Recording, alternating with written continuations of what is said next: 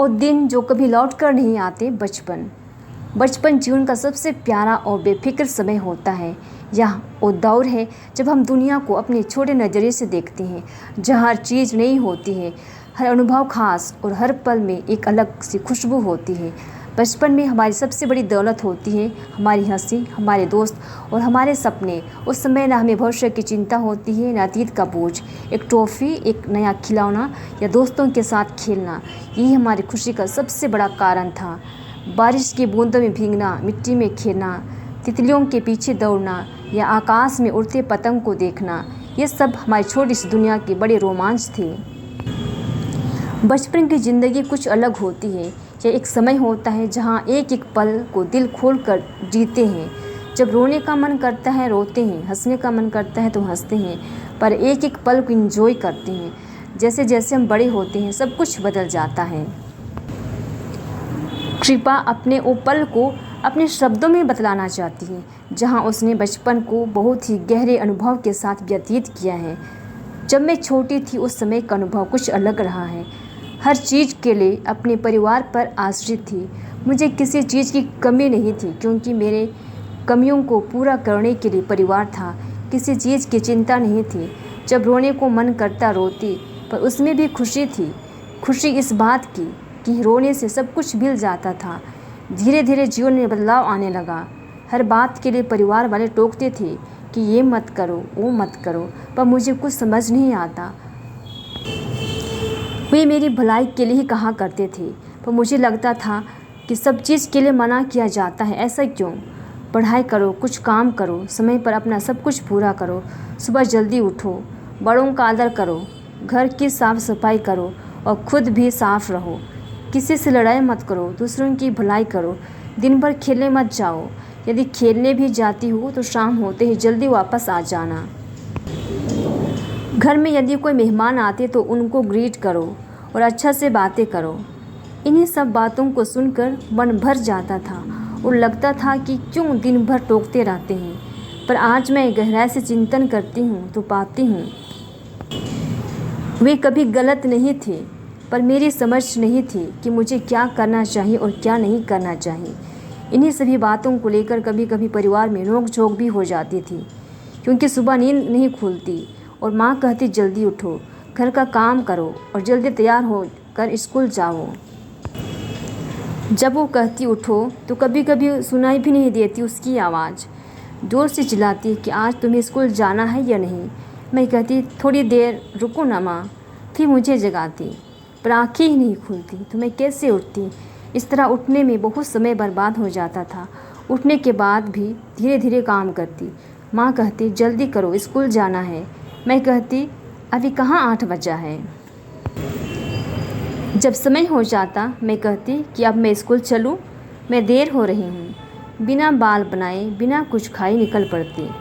रोटी हाथ में ली और रास्ते में ही बाल बनाती। कभी कॉपी किताब तो कभी ड्रेस नहीं मिलता। शनिवार के दिन कपड़ा साफ करने के बाद कहाँ खो जाता मुझे भी नहीं मालूम। रविवार छुट्टी मतलब सब कुछ छुट्टी। कॉपी किताब से कोई मतलब नहीं, ड्रेस से कोई मतलब नहीं। जैसे ही सोमवार आता रोना पड़ता। कोई रिबन नहीं मिलता तो कभी ड्रेस। माँ को तो गुस्सा होना स्वाभाविक था। वो बोलती थी कि तुम्हें तो रोज़ बतलाना पड़ता है कि अपना सारा चीज़ अच्छी तरह से रखो, लेकिन बात ही नहीं सुनती। कपड़ा मैं धोती तो सूखने के बाद फोल्ड करना नहीं आता, इसलिए बॉक्स में बिना फोल्ड किए सब लपेट के वैसे ही रख देती थी। जब माँ बॉक्स खोलती तो क्या देखती, सारा कपड़ा ऐसे ही रखा हुआ है। मुझे कहती ऐसा नहीं रखते हैं, तो मैं तुरंत कहती माँ मुझे फोल्ड ही करना नहीं आता तो मैं क्या करूँ, इधर उधर कपड़ा ना खो जाए, इसलिए मैंने ऐसा रख दिया। माँ मेरी बातों को सुनकर हंसती या रोती। जब वो हंसती तो मैं कहती माँ देखो मैंने तुम्हें हंसने के लिए विवश कर दिया। माँ ज़रूर हंसती थी, पर उसे दुख भी होता था क्योंकि उसके पास इतना समय नहीं कि हर काम के पीछे पड़े रहे। कभी कभी वो कहा करती थी जाओ ऐसा घर में जहाँ तुम्हें कोई कुछ नहीं कहेंगे। माँ गलत नहीं थी, पर मैं उसे नहीं समझती थी और मुझे लगता था कि माँ डांटती है, दिन भर बोलती है। जब वो कहती जाओ पढ़ाई करो तो मैं कहती कल छुट्टी है, परसों को रविवार है तो क्यों पढूं। घर काम पूरा करो, तो अभी समय है ना, ऐसा कहकर मैं टाल देती थी।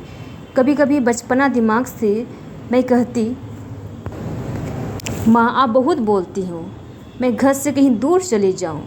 तो कभी कहती, यदि मेरे चलते आपको समस्या होती है तो बचपन में ही तूने मुझे कोई घने जंगल में क्यों नहीं छोड़ दिया।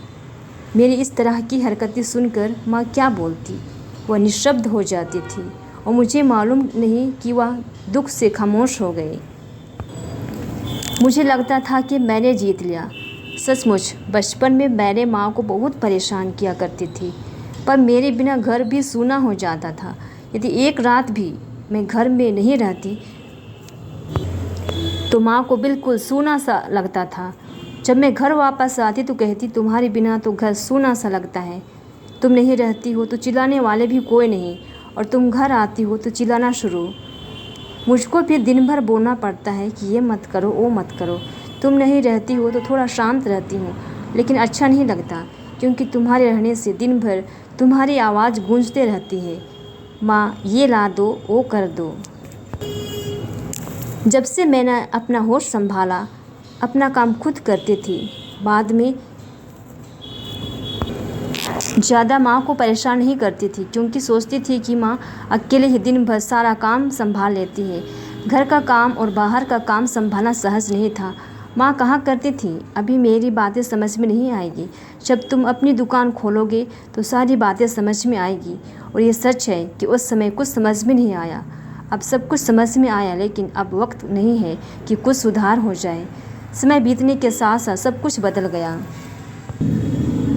परिवार से दूर, माँ बाप से दूर, अब क्या करें, बस उनकी बातें याद आती हैं। अभी लगता है काश उस वक्त समय रहती मैं सारी बातों को समझ ली होती तो आज की ज़िंदगी कुछ अलग होती।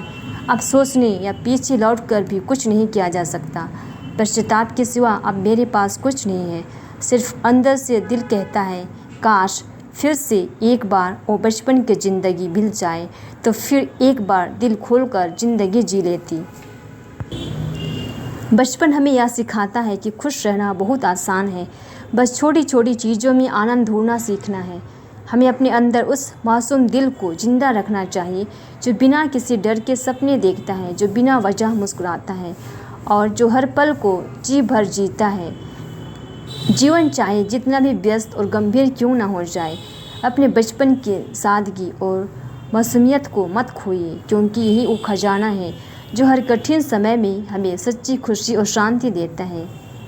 इसलिए आइए कभी कभी बचपन के उन पलों को याद कर मुस्कुराइए, जो आज भी जीवन में आगे बढ़ने के लिए प्रेरित करता है।